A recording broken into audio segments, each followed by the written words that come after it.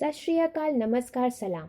Welcome to my mini radio show जिसका नाम है उलझन सुलझन और मेरा नाम बिन पूछे मेरा नाम और पता। आज हम डिस्कस करेंगे the so called scientific perspective that is the disconnected world view. अगर आपने पुराने एपिसोड्स नहीं सुने तो प्लीज़ सुन लीजिए, बिकॉज आगे कंटिन्यू करना आपके लिए फिर मुश्किल हो सकता है। पिछली कुछ सदियों से साइंटिफिक पर्सपेक्टिव बहुत ही हाई लेवल पर डोमिनेट रहा है हमारे एकेडमिक और रिसर्च अरीना में। इसे डिक्टेटरशिप भी कह सकते हैं और सबके लिए बात बहुत नॉर्मल सी है। आज तक बहुत कम फैक्ट्स मिले हैं और रेपिटेशन की वजह से सिंपल थ्योरीज को ही फैक्ट बना के पेश किया जा रहा है, जिसके अनगिनत एग्जाम्पल हमें स्कूल्स, कॉलेजेस, यूनिवर्सिटीज़ में आम ही मिल जाते हैं। कुछ आइडियाज़, कुछ एजम्पशंस को सामने रखकर आगे का सफ़र तय किया जाता है, बट कहीं ना कहीं हम भूल जाते हैं कि आइडियाज़ की कोई कमी नहीं है। क्यों हम कुछ लोगों के बनाए हुए आइडियाज़ को ही दुनिया का सच माने, वो भी तब जब उन आइडिया से हमारा ही ज़्यादा नुकसान हो रहा हो। तो एक बार फिर से डिस्कनेक्टेड वर्ल्ड व्यू के एजम्पशंस को देखते हैं। यूनिवर्स यानी कि ब्रह्मांड का एवोल्यूशनरी प्रोसेस रैंडम है। मतलब जितना भी यूनिवर्स का अब तक का एवोल्यूशन हुआ है वो सब रैंडम इवेंट्स, रैंडम इंटरैक्शंस की वजह से हुआ है, जिससे हमें पता चलता है कि इस ब्रह्मांड में कोई भी ऑर्गेनाइजिंग फ्रेमवर्क नहीं है। ढूंढना भी क्यों। डिसऑर्गेनाइजेशन और डिसोल्यूशन, जिसे हम एंट्रोपी भी कहते हैं, यूनिवर्स भी सेम ही चीज़ को फॉलो कर रहा है, दैट इज़ एंट्रोपी, जिसमें कोई ऑर्गेनाइजिंग फ्रेमवर्क नहीं है। मतलब ये ना रुकने वाला एवोल्यूशन का प्रोसेस एंट्रोपी की डायरेक्शन में बढ़ता जा रहा है। यूनिवर्स एक मशीन की तरह है जिसको समझने के लिए उसके छोटे छोटे टुकड़े करने होंगे। मैटर, जो कि एटम्स और मॉलिक्यूल से बना है, जो हमारा फिजिकल वर्ल्ड बनाते हैं। फिजिकल वर्ल्ड माने जिसे हम टच कर सकते हैं। ये जो एटम्स और मॉलिक्यूल्स हैं ये लाइफलेस हैं, डेड हैं, ये जिंदा नहीं है। ना इनमें कोई कॉन्शियसनेस है, ना ही इनमें कोई अवेयरनेस है। सब कुछ रैंडम फोर्सेस, इवेंट्स और इंटरैक्शंस के भरोसे पर चल रहा है।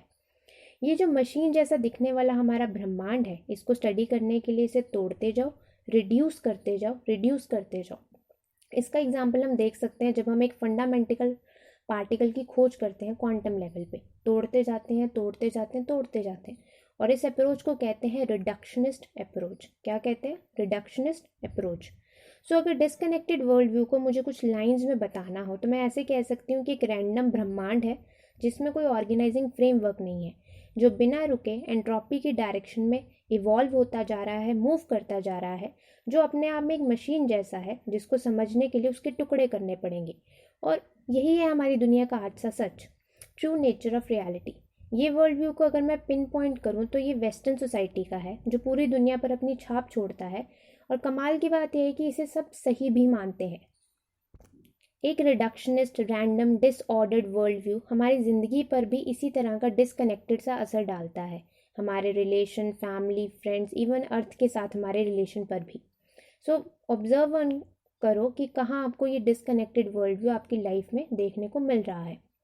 अगर हमारा ये बिलीफ या वर्ल्ड व्यू या नज़रिया कि नेचर और यूनिवर्स की हर एक चीज़ बिना रुके एक डिग्रेडिंग एंट्रोपी की डायरेक्शन में जा रही है, उसकी तरफ जा रही है, तो सिमिलरली हमारी सोसाइटी भी सेम ट्रेंड फॉलो करती हुई ख़त्म हो जाएगी, क्वांटिटी में भी और क्वालिटी में भी, दोनों में।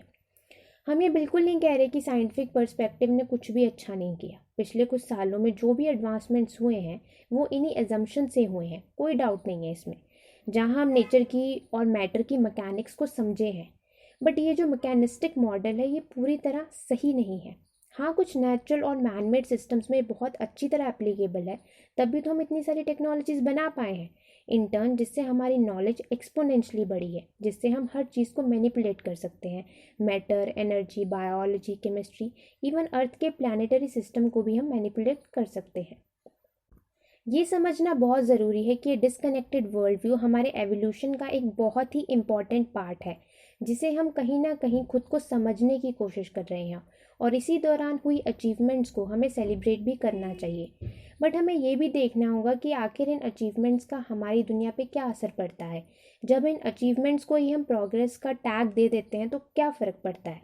जैसे जो भी नेचुरल रिसोर्सेज हम यूज़ करते हैं टेक्नोलॉजिकल इंफ्रास्ट्रक्चर बनाने में, हमारी फूड और वाटर सप्लाई, हमारे एनर्जी रिसोर्सेज, सबके ऊपर एक परमानेंट टैग लगा दिया गया है कि वो लिमिटेड है। इन सोर्सेज के जो सो कॉल्ड मालिक हैं वो इन्हें कंट्रोल करेंगे। कैसे? इनकी कमी दिखाकर। फिर चाहे लड़ाई क्यों ना करनी पड़े, चाहे खून खराबा ही क्यों ना हो। ये जो लिमिटेड स्केर्सिटी वाला मॉडल है या मैकेनिस्टिक मॉडल है, मटेरियलिस्टिक मॉडल है, डिस्कनेक्टेड मॉडल है, वो ऐसी ही वैल्यूज़ को जन्म देता है, मारने काटने वाली, जहाँ कंपटीशन वर्ड तो आपको बहुत सुनने को मिलेगा लेकिन कोऑपरेशन बहुत कम। वॉर यानी कि युद्ध को ही सोल्यूशन माना जाएगा हर प्रॉब्लम को सॉल्व करने का।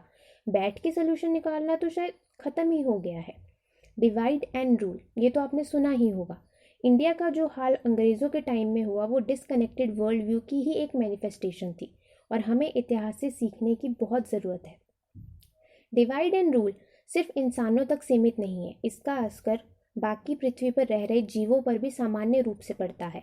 जहाँ इंसान सिर्फ जीवों को अपनी भूख मिटाने के लिए इस्तेमाल करता है, बिना ये सोचे कि उनमें कोई इमोशन, कोई फीलिंग है, उसे डेड समझता है। और ये है डेड यूनिवर्स की एक और मैनिफेस्टेशन। हमारा वर्ल्ड व्यू यानी कि हमारी डिसकनेक्टेड सोच इसी तरह के डिसकनेक्टेड वैल्यूज़ को जन्म देती है, जहाँ हम अपने आप को सुपीरियर समझते हैं और बाकी सब, चाहे जानवर हो, पेड़ पौधे हो, उन्हें लाइफलेस समझते हैं और नॉन लिविंग थिंग समझते हैं। सो और इसका मैं बहुत अच्छा आपको एग्जांपल दे सकती हूँ कि अगर आप समझते हो कि आपका जो माइंड है वो रैंडम है, ऐसा बिल्कुल भी नहीं। अगर आपको लगता है कि आपको कोई भी ख्याल आ रहा है, कोई भी सब कुछ हो रहा है, कहीं से भी फीलिंग आ रही है, अगर आप इस चीज़ को मानते हो, अगर आपका व्यू डिसकनेक्टेड है, तो आपका माइंड भी उसी तरह काम करेगा। बहुत ज़्यादा जोर दे रही हूँ मैं माइंड की वर्किंग पे हूँ कि आपके पास हक है, आपके पास पावर है अपने माइंड को चलाने की, तो आप चला सकते हो।